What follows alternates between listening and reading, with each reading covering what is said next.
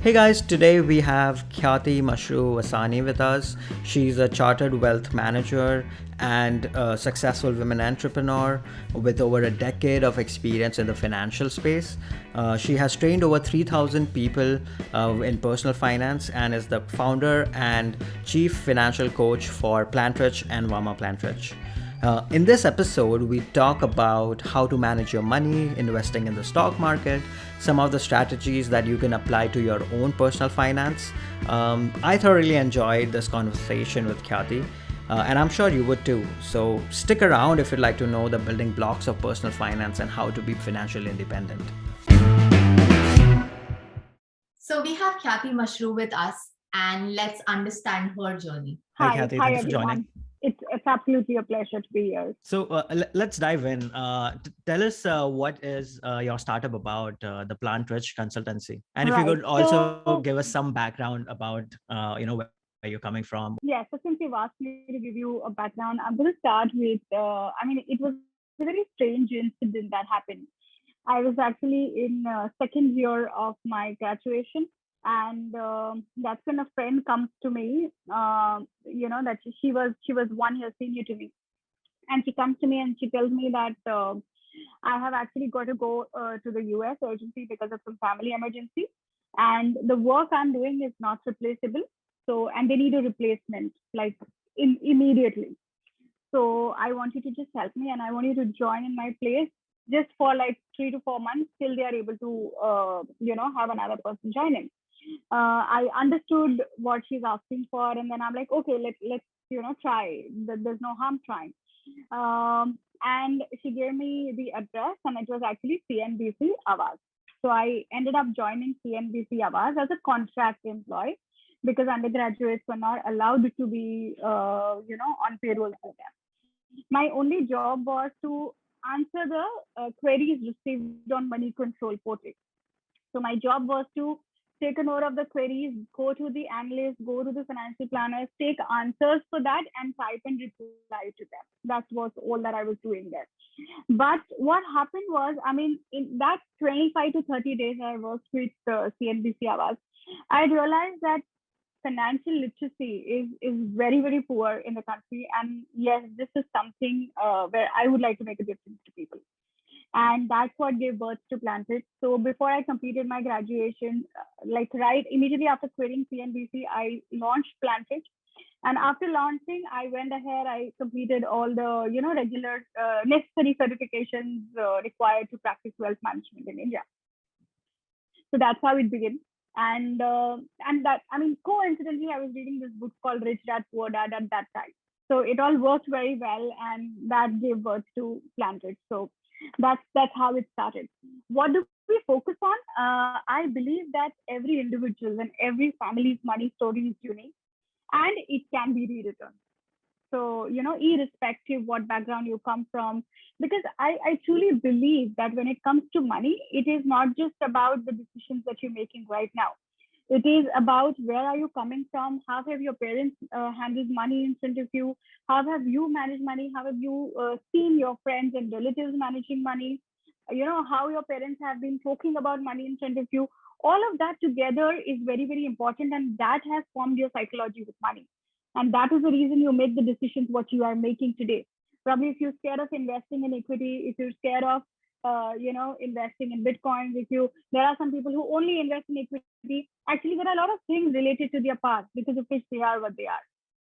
So what we do is we get into details of where they are coming from. We understand their psychology with money, because I believe money management is beyond numbers. It is more about managing emotions of a person with money. It is about managing their greed and fear with money. So we understand that, we get into that core. So it's that's why I say that I specialize in discovering financial DNA of an individual, and after discovering, we go on to that journey of changing it, and then hence rewriting every family's money story. So that's how Planted started, and this is what we do. Just to give you like in a brief. Wow, that's beautiful. Rewriting family's money story. And I think coming again from a background where, in Indian families, like money is not something people discuss very openly. People don't want to like talk about it, or if there is any issue or there is something good happening, they would still want to keep it to themselves. And I think that's a transition that our generation is seeing now. I think all of us are pretty open to talking about how we are using our money, where we are investing, and kind of building a different ecosystem around money. And I think with right people on board or right teams that you have, I think that's going to enhance the entire experience for sure.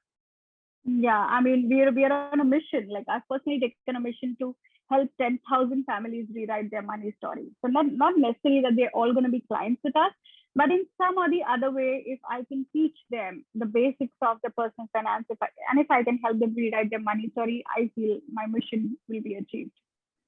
Wow. I'm going to jump into a very personal situation here, but this is something that comes from observation. I've seen a lot of women, including me, not taking a very strong control of their money and kind of relying either like starting as when you were a kid on your dad to like probably when you're married, your husband taking care of a lot of your money decisions. And it's not like you're shying away from it. It's just that probably it's not something that has been discussed so easily with you that it comes naturally. Like probably shopping would come naturally, but this is something that doesn't. And how do you change that, or how does that change for women overall? Like, how can you bring that entire dynamic change? Right, right. What you're saying is absolutely correct. Even at this point in time, like more than 50% of women are dependent either on their husband, father, brother, to plan their finances. And it's said that women are not really interested in numbers. They don't like to talk about numbers. But I'm very happy to see that is changing. Women are now interested to take charge of their finances, not just their finances, because their husbands are busy, with their jobs, their businesses, and life itself has become so uncertain. Like especially during COVID, I have seen, like families wanted to get together, and husband wanted to know wife's finances, wife wanted husband to know her finances, vice versa. So it is like family has to know what we are doing, why we are doing, where all the money is stuck. I'm not really sure, but the unclaimed amount of money that is lying into different pools like savings account, mutual funds, life insurance, it's huge, it's humongous. Like I have a data for India, but globally it's huge, and that is only because the financial literacy quotient is very very low. Like probably few countries are on a slightly higher side, but still I feel personal finance as a subject is not really taught in any school or colleges, and that is it's like one thing which is very very mandatory thing to learn. But yes, as I said, that it's changing. Women are now interested. They're starting to take interest in managing their own finances, their family's finances. And Hiloni, what I have observed is they're very very great managers. Like if I give them a plan that you're not supposed to spend more than X amount of money, they come back to me saying that yes, we managed to do this. So yeah, I mean, with all due respect, but I feel women are better at money management, as compared to men. And in terms of how it is getting changed, I feel that yes, that now the media has also become quite about this thing. That on social media also we keep on observing a lot of things. So now women are coming forward and it's changing. And I feel the best thing is when I update them about the figures, like, when I tell them that this is how your family is doing, and this is a shortfall. If your family has a goal to retire, if your family has a, goal to go on a cruise or go on a world tour, or if you want to send your child for a higher education, this is the shortfall and this is the kind of money that you need to save. So I think when I'm giving them the reality check, that's when the interest level increases and they want to ensure that they are on top of it. Especially when it comes to managing homes, they're really good at it. They're more organized at it. And same thing when it comes to the finances, I feel they're better managers. And not just that, but when when financial planning as an exercise, when it's done together, I mean the results are brilliant because entire family is into it, and it's a journey. Financial planning or rewriting a family's money story, it's a complete process. It's not like a transaction. So it's a journey where we always suggest that it's better if you work together, understand each other, have a joint family goal, have a joint vision plan, and that's how it will become easier. So I think it's only education, continuous education is something which can change this perspective of women getting more and more aware and starting to take chart with your finances. I think Goldman Sachs or one of the bigger banks did a study to compare like women fund managers versus men fund managers, and I think over a 20-year period, women fund manager outperformed men by like a good margin. So yeah, absolutely. I think women fund managers have a better track record.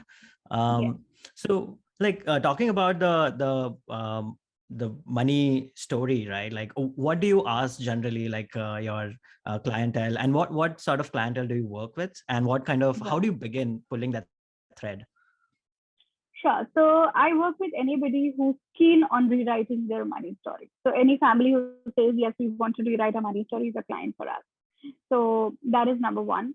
The age group doesn't really matter. In terms of the life situation, it doesn't really matter. The only thing is we require that will. Because, even when it comes to maximizing your wealth or, changing your money habits, the first step has to be taken by you. It's like take the first step and we take the rest 99. That's what we always tell our clients. So yes, there is no fixed set of audience. So anybody who's interested in rewriting their money story can become a client with us. And in terms of what kind of questions do we ask, like just to tell you, the way it goes is like we usually spend a month before onboarding a client. We spend a month with a client. Like there are n number of interactions that happen with client before we finally decide to onboard a client. The reason is, as I said, it's like a long journey. So it's very very important that mentally we gel well and we are on the same page, because it's not easy to onboard a client and then pulling out the investments and then going on to some other planner. It's very difficult for us. It's very difficult for clients. So what we do is in the first 1 month, we set up about 3 to 4 meetings. And as I said earlier, we try to understand the psychology with money with the help of different questions, like different interactions. Like the first question that I always ask a family or an individual is, what is success according to you? And trust me, like there have rarely been any like two same answers. For some people, it is, people feel financial planning is about creating 500 crores, or example, like, creating million and billion of rupees. No, it's not that.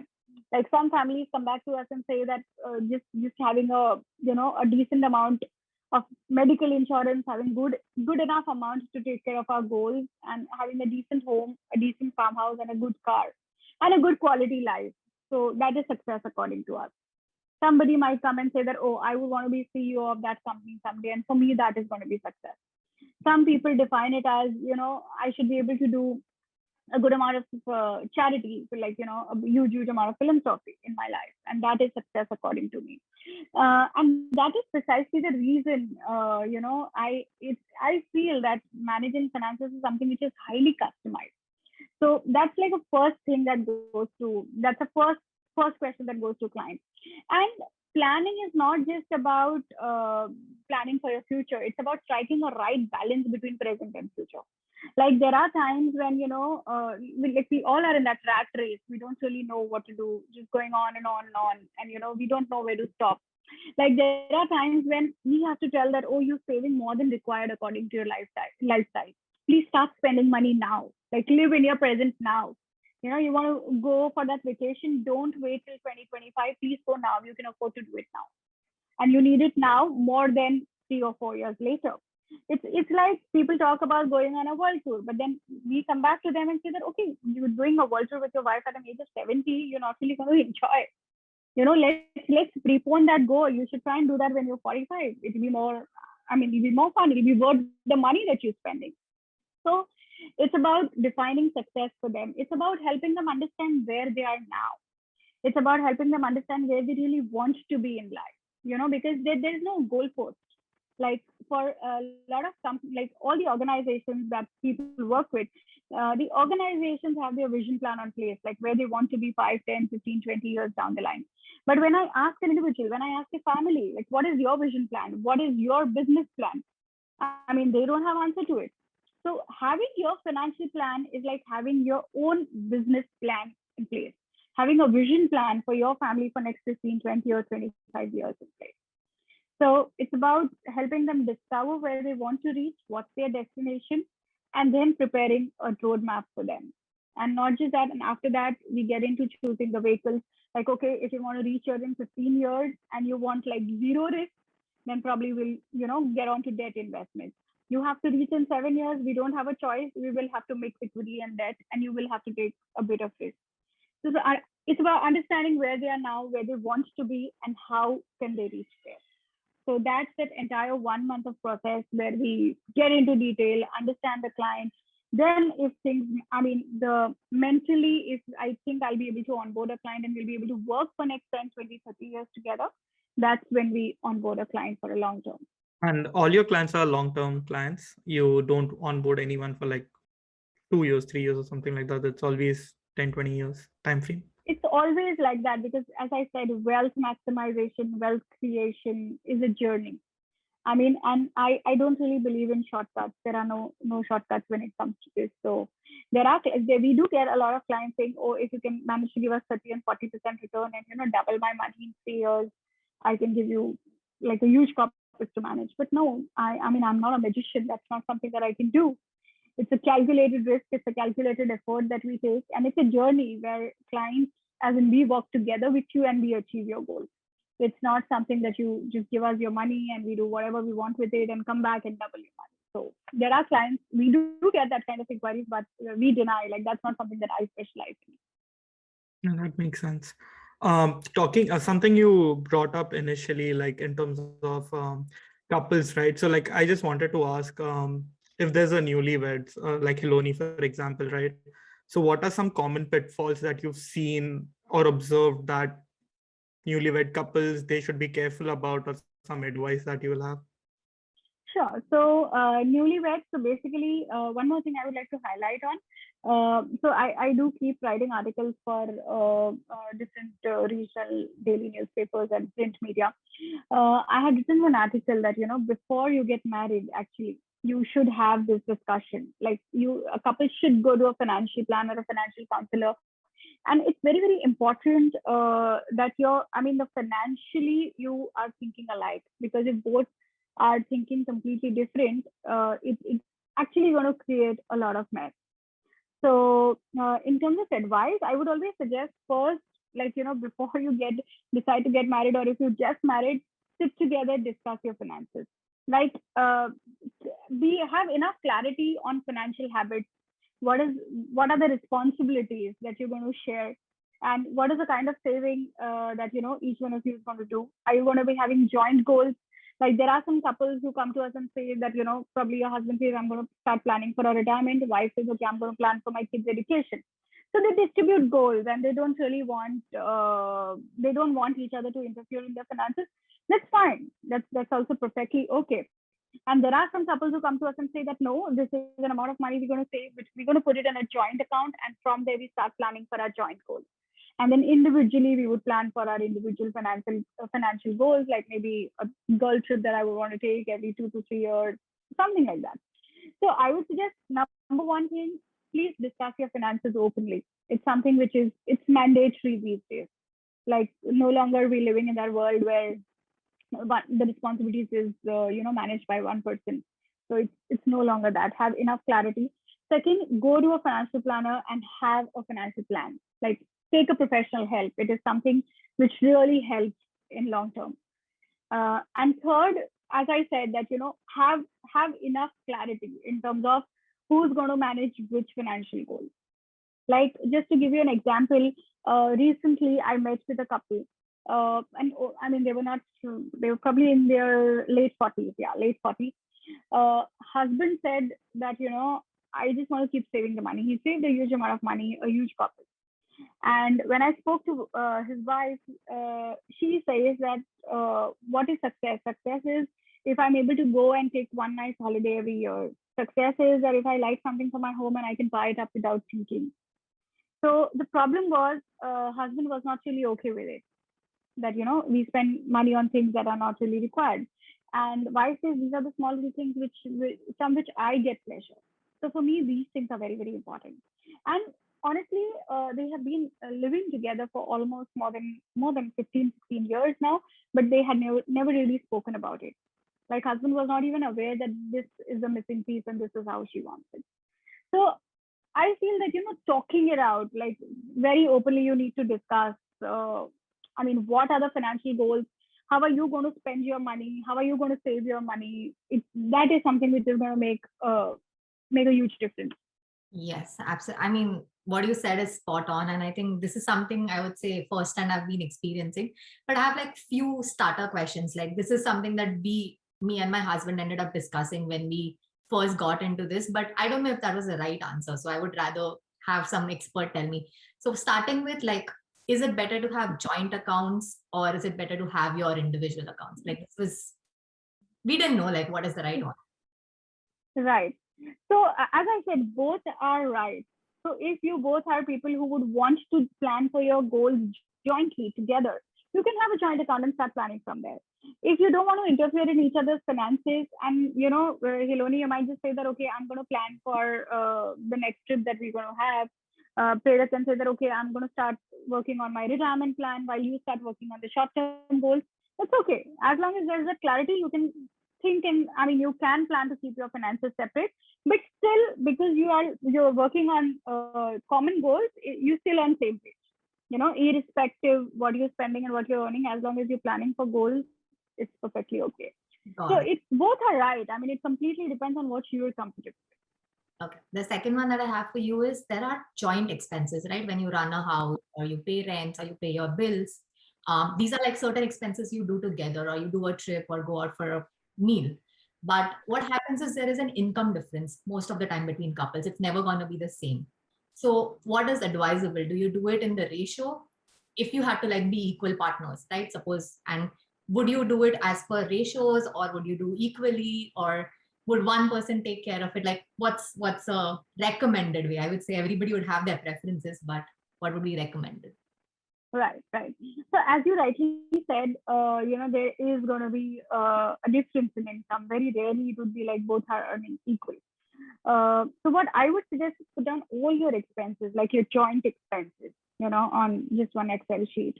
And then probably you can bifurcate, like, okay, weekends we're spending this, I'm going to take care of the weekend. Somebody, your husband can say that, okay, I'm going to take care of the utility bill. And if he earns, I'm just giving an example, if at all he's earning a larger sum, he can take care of the rent and the utilities, or vice versa.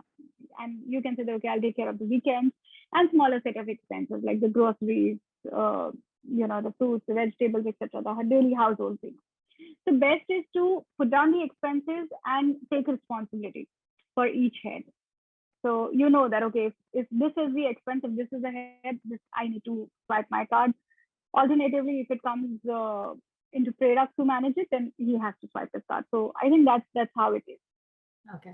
I'm going to hop onto a very interesting one. It's generally the elephant in the room, but when it comes to like our generation, it's not like the girl doesn't anymore have to take care of her parents. It's like both set of parents are what you need to take care of. So how do you come to a discussion about what amount of responsibility would you share, or how would you share the financial responsibility? Taking care in personal sense is very different, but both families would be from a different background. They would have different financial plannings that they would have done. So how do you bring up something like this and discuss it? Like, what is a recommended way to go about it? Right. So as I said, it is always better to discuss on your financial responsibilities right in the beginning. Like, very clearly, I know that, yes, I have to take care of my parents. Not that they want me to do it, but I feel it's my responsibility equally. It's not just my brother's responsibility to take care of them.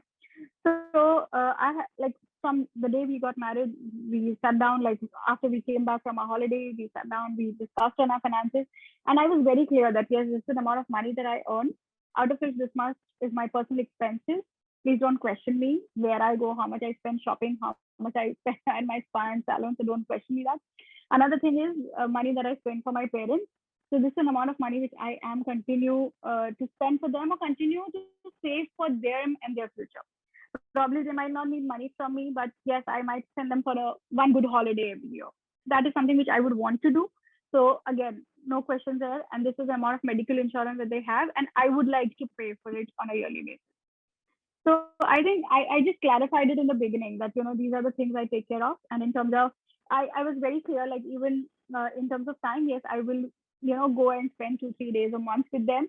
Not just that, but yes, whenever they need me, I'm going to be available.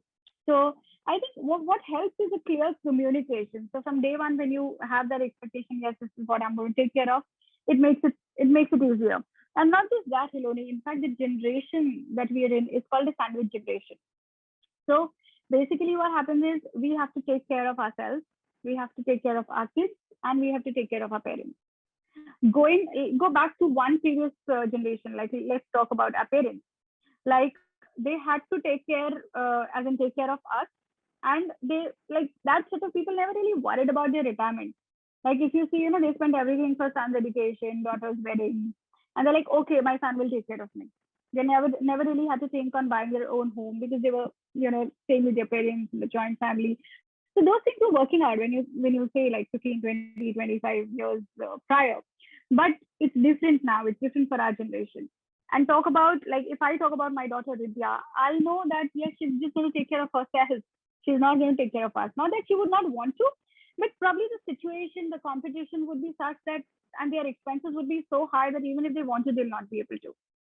So, I mean, it's a very interesting time that we're living in, and our generation, the millennials, so-called millennials right now, we have to, I mean, we call this sandwich generation. Yeah, that is so true. And maybe changing a subject a little bit to maybe a morbid but a very important subject. Do you talk to your clients or even how important it is to form a will? Right, like forming a will for yourself, and also maybe talking to your parents about that it is better to form a will than letting things up in the air. So what are your thoughts about Right, that, and how do you handle that? right. So will is something which is very, very important. Like we always tell our clients, planning your finances, it's like, it's a building a pyramid. Like, we know that pyramid lasts for many years just because base of the pyramid is very strong. It's something similar when it comes to your finances. It's about having a very strong base. And only when my financial foundation is very strong, I can move on to, take the other steps of the pyramid. So when I talk about the foundation of this, first thing that comes into that is having enough of emergency funds to be prepared for uncertainties of life, having enough life insurance so that, because I mean, you financially are responsible, so in your absence, your family does not suffer. Having enough medical insurance, medically you have to be well covered, and the fourth most important thing is having a will. So will basically is a foundation of your finances, because if someone I mean, you've done all of it for your family. You've created these assets, for them to have a good life in your absence. But if one dies intestate without writing a will, it will be divided as per the law in a particular country. The land. I mean, if it's in India, it's as per Hindu succession law. If it's other country, it's basically the land law which comes into existence, and according to that, it is distributed. So it is the most important thing. People feel if I don't have wealth, like only after I have a huge amount of wealth, I'll start writing my will. But that's not true, and you should not really wait. Irrespective what size your portfolio is, you should still go ahead and write your will, so that your wealth is distributed the way you want, your family lives the life the way you want, and it goes to the person that you thought of and you had planned for. So yeah, it's absolutely important. And is that something they have to sit with the lawyers to do, or a wealth manager can also do that? Wealth managers can also do that. It's not just that. Even now, there are a lot of online portals that help you write your will. If it is simple and not a complicated will, you can just go pick up a normal will template. You can write your will, take a printout, and just keep it.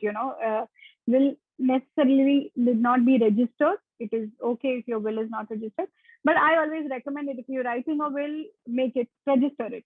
It always has that, legal binding when you register it. Cool. Switching gears a bit. So we covered the couple side of it. Now, like, just asking if someone who has just graduated and they have the power of compounding to their side because they're starting early, right? So what advice would you have for someone who has just started, like who has just graduated and they have started earning? What would you tell them to do? Like 3 things that they should take care of? So 3 things. One is you start now, as in you've started earning, start at that very moment, irrespective. Even if you're able to say 5%, 10%, that's perfectly okay, but start. Because as you rightly said, power of compounding, the eighth wonder of world. And Albert Einstein said, he who understands it enjoys it. He who doesn't would pay for it. So one is start now. Second, I would say don't miss on your wealth wild card. That is equity investments. If you're young, make sure to invest in equity, and that's actually going to be a wild card for your finances. Okay. And it's like why I said start now is because procrastination is a silent killer. It will actually kill your wealth, and you won't even come to know till what extent it starts killing your wealth. So start immediately, have equity, because that's something which is very, very important, and have a very strong financial foundation. Like go for a life and a medical insurance, have educate life and medical insurance cover, because even if you buy when you're younger, you get it much cheaper. So it's always better that you start and buy those things early. So do you have like a recommendation or a framework of the percentages of how much should they save, how much should they spend? Because like you said, right, we like maybe I'm overgeneralizing, but Indians have a tendency of saving. They don't know how to spend. So if they know, like, I just need to save this many percent, they can probably learn how to spend the other. Yeah. Right. So there's this rule called 50, 30, 20. I'm not sure if you've heard about that. So spend 50% of your money on your needs, okay, which is like a basic necessity.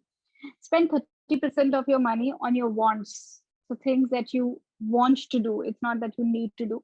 Maybe go and buy that cell phone. Maybe just go for that weekend trip with your friends.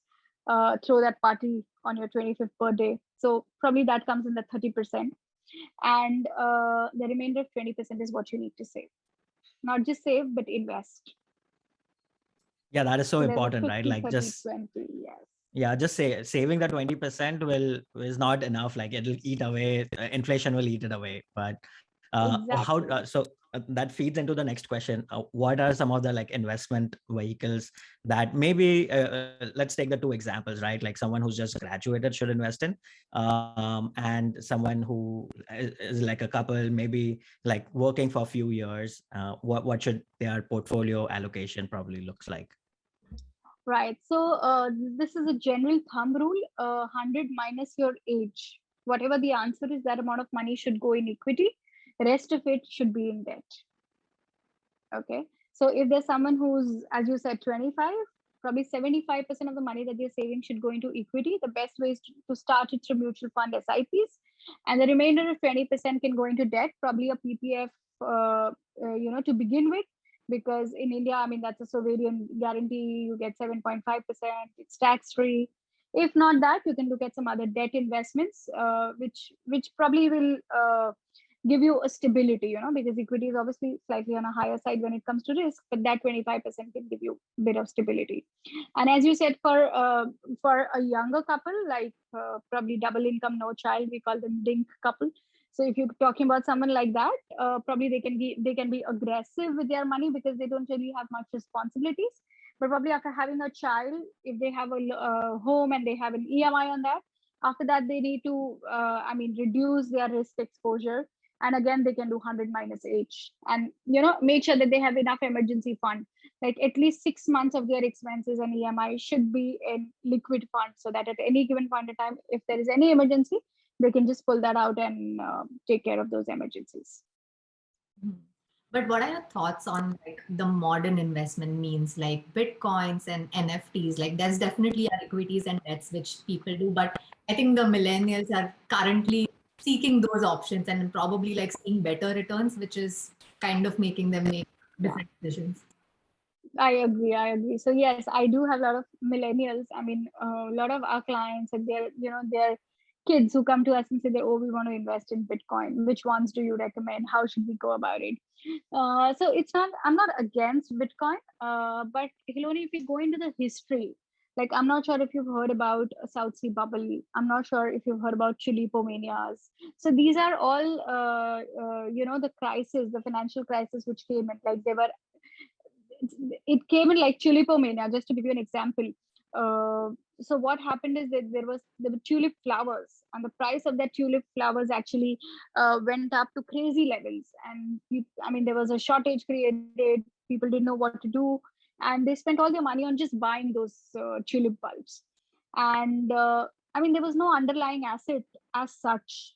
And then the value of that just, it went to zero. And there are people who went actually bankrupt because of that. So the reason why I'm giving you this example is, asset allocation is very, very important. So I'm not saying Bitcoin is not something that you should go for, or some aggressive investments that one must avoid, but because equity and debt at least have underlying assets. Like when you're investing in real estate, you have a property. When you're investing in a stock, you have the company, company whose stock you have purchased. Similarly, when you're investing in debt, it's a corporate paper of that company. But when you're investing in a Bitcoin, it's a digital currency. It's not, at this point in time, it's not really regulated.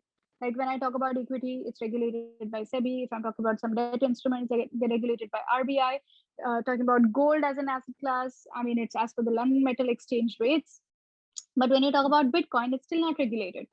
However, there is a possibility that yes, it will replace. The digital currency is going to be the way forward. So I tell people that yes, invest a small amount of money, probably 5 to 7% of your total wealth is what you can park in there. And the money which, if you lose, it shouldn't impact rest of your life, or it shouldn't impact your portfolio. So unless you're very sure on that asset class, don't go all out. But one should not also miss the opportunity. So put a small portion, which even if you lose, will not impact your life. Got it. One very interesting thing that you brought up is gold. And I think I've been brought up always being told that gold is women's asset. Like that is one thing that women own and they can always rely on. But again, for me, that is a very different story. It's not the same way that we look at gold as our parents or our grandparents did.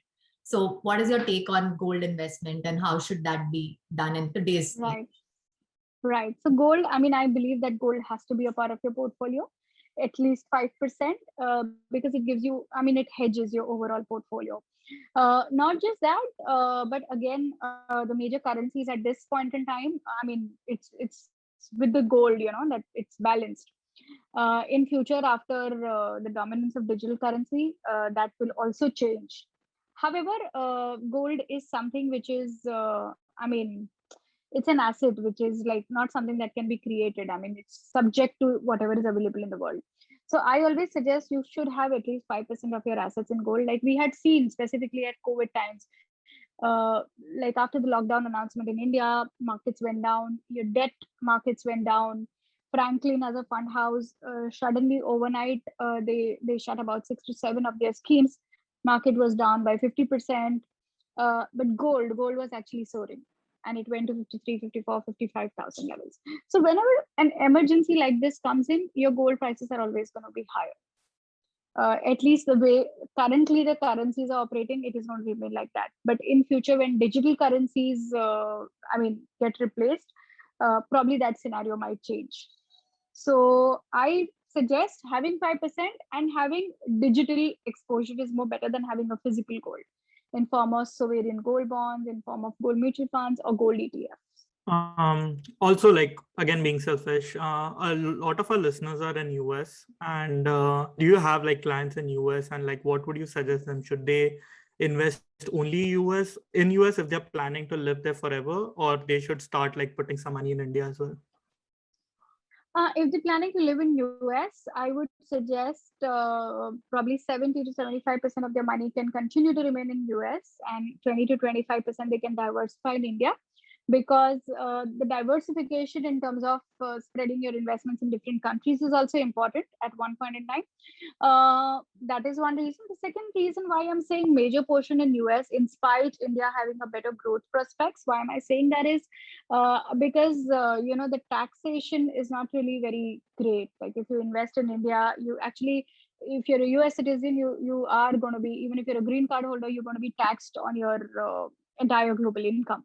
And post-tax, the dollar and the rupee changes that keep happening, the currency depreciation, it's not really going to be a great investment in terms of the returns that you generate.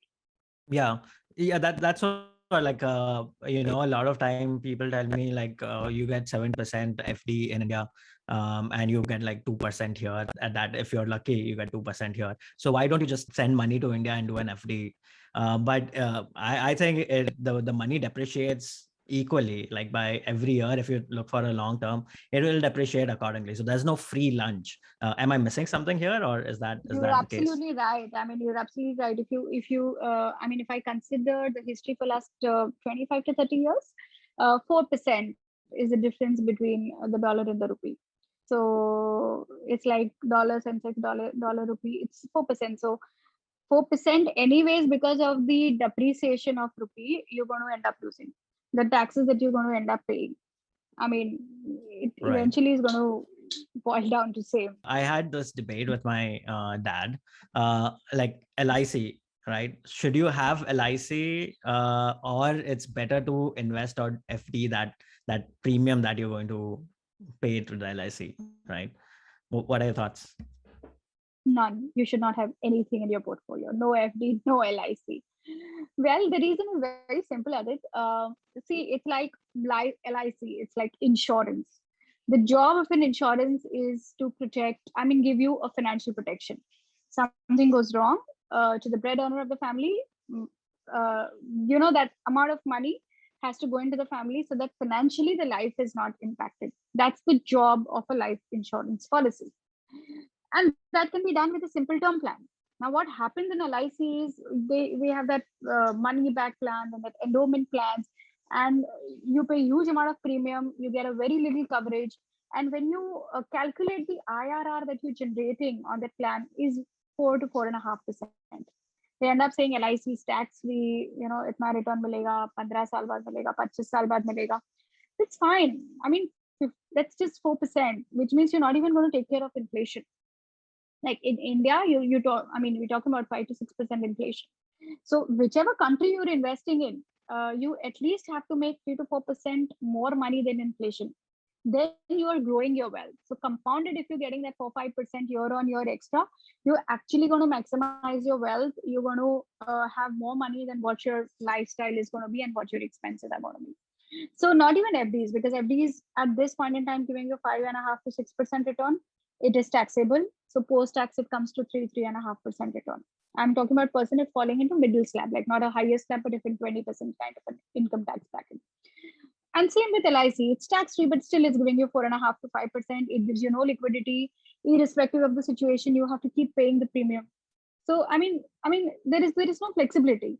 I would rather suggest have a good, strong term plan, like having a policy for 10 or 15 lakhs is not really going to make any difference. I mean, 15 lakhs we buy a policy for 15 lakhs and few years down the line, I mean, that what value, that 15 lakh, the value will anyways be eroded and it will be equivalent to 5 lakhs. So go for a good term plan, probably 2, 3, 4 crores as per your human life value. Rest of the money, just spread it into pure equity and pure debt. And that would work very well. And that would create a healthy portfolio.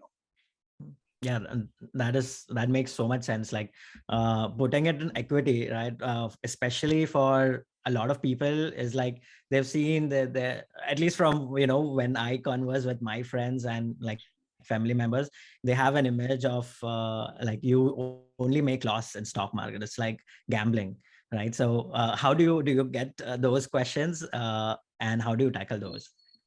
Right. So as I said, equity is a wild card, and I'm more biased towards equity because I'm an equity lover, and I have seen people creating wealth through equity and achieving their goals, and that is the reason when I speak so passionately about equities. So the best way to go about it is at least have a good equity SIP, like you have your mutual fund SIP. You can just pick and choose 5 to 6 good companies. Like for example, if I come to you and say that you've got to make an organization like Hindustan Unilever or Unilever for that matter, with the resources that you have in hand, with the time that you have, with the knowledge that you have, you will not be able to build that. However, through a systematic plan, if I say that at least by the time you're 50, you need to have 0.002% stake in Hindustan Unilever or Unilever. It's very much possible. So, on a monthly basis, you just go on accumulating 2 to 3 shares. And if you're going to consistently do that for next 20, 25 years of your life, by the time you retire, the dividend income itself will take care of your expenses. I mean, if you take, I'm sure you would be aware about what was Amazon 20 years back and what were Apple stocks 20 years back and where they are now. So, I mean, it's just like that. And if you don't really understand which stock to buy, best is you buy an index. And if we compare where NASDAQ was 20 years back and where it is now, or if I compare Nifty where it was 20 years back and now, the average CAGR that it has generated is about 17 to 18%. I mean, that's huge. So if you don't understand which stocks to buy, just buy index, just go for ETFs. And you cannot go wrong with it. It's not about, making losses in equity. It's about the time that one spends in the market. People actually plan, they try to time the market. When it's low, I'll buy. When it's high, I'll enter. No, even Warren Buffett has not been able to time the market. So the best thing is, spend that time in the market. I mean, if your horizon is 10 to 15 years, you cannot go wrong with equities. But if your horizon is 10 to 15 months, you will definitely go wrong with equities. So it's just about picking and choosing the right thing. If you understand, go and pick good stocks, go for equity SIP. If you don't understand, go for index, go for ETFs. Second thing that you can do is pick up a good diversified mutual fund. Spread your allocations into good large cap fund, mid cap fund, and a small cap fund. Don't go for thematic fund, or don't go for cyclicals where you don't understand the businesses or where it's not possible for you to keep tracking it. So just do this and leave it for 15, 20 years. Keep adding money on a monthly basis. For sure, you'll make much more than what you've thought of. So recently, like Zerodha is something that has got very popular in India. And before this, I remember when I was growing up, you had like a broker who would make sure you sell on time and buy on time. What is your take with the younger generation adopting something like Zerodha and still making like decent returns eventually? Yeah, so obviously Zerodha is a wonderful platform. It's like at a click of button, irrespective where you are, you're able to buy and sell in minutes. There is no brokerage, and it's a very, very user-friendly interface. And millennials, we talk about young people, they're so comfortable with technology. They like to do things on their own rather than, it's easier to just buy and sell on that app rather than calling a broker to buy and sell something. And I mean, there are no chances of errors. Like I was just going through one data the other day, and it said Zerodha manages 50 lakh accounts with the team of only 1100 people. Whereas if you talk about, some other broker, like I'm talking about a very, very known broker, they manage 20 lakh account with a staff of 8,000. So you can see how technology has replaced it, and there's zero human intervention. Only when you're not, technology is taking care of everything. Probably end this segment probably with this last question, but generally, like when you talk to a financial planner, you always ask for tips, and that's something that I'm also going to do. But what are your top 3 shares or equity that you are currently investing in? Okay, interesting question. My favorite stock and the first pick will be Pidilite, because I really love the corporate governance, the way that companies come up, and they specialize into what they do, like a monopoly business. They have 80% of the market share. So long-term bet, and I'm a long-term investor. I don't really look at short-term gains. So that is one. Second is CDSL. Again, I like to invest in monopoly businesses. So CDSL is one that you can go for, and Avenue Supermarkets, DMart. So again, that's one good stock which is expected to do very well in time to come. Not just that, but it said that each and every DMart store that they open up, the properties are owned. Like if because of the location, if they have to lease a property, they buy an equivalent amount of space for that equivalent amount somewhere else, and then they give it on rent, and that rental income pays for this rent. So the way their business model is, completely convinced that they're going to do well in future. So yeah, DMart, Pidilite, and CDSL. Let's move to the recommendation, top 3 book recommendations. The Psychology of Money, Morgan Housel, Robert Kiyosaki, Rich Dad Poor Dad. That's like my favorite book. And Coffee Can Investing by Saurabh Mukherjee. So that talks about picking up the monopoly businesses, how to learn to pick up those monopoly businesses. Which are the financial planners that you follow, or like financial advisors? So if I talk about international financial planner, I'm not sure if you know Michael K, based out of US. a very good and a very renowned financial planner. Dave Ramsey, I like his techniques, especially the methods of, the snowball method of repaying the debt. So I mean, I really like that thing that he says.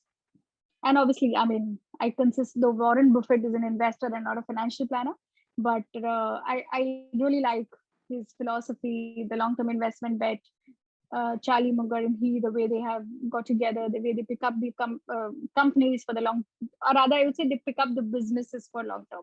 Top 3 shows that you're currently watching, like I would say Netflix shows or anything that tells us more. Unfortunately, I don't really get time because I'm a new mother. So I barely work 7 hours a day and rest of my time goes with her. So while we talk, she's just coming. So yeah, but I can actually recommend few movies that I really like. One is The Founder.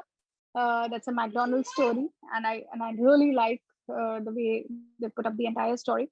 Recently, there was one show, The Scam 1992, that apparently beat the international records also. So that is one which I had watched recently, and obviously the very famous The Wolf of Wall Street. So that's again a movie, not a series, but yeah, lots to learn about how market functions. Got it. I think we're going to let you go from here and we're going to let you take care of your kid as well. But this was an amazing conversation, and trust me, it was like a lot of learning for me as well. So personally, I gained a lot, and I'm sure our audience is going to as well. Thank you so much for being on the show. Thank you so much for having me on the show, and I will look forward.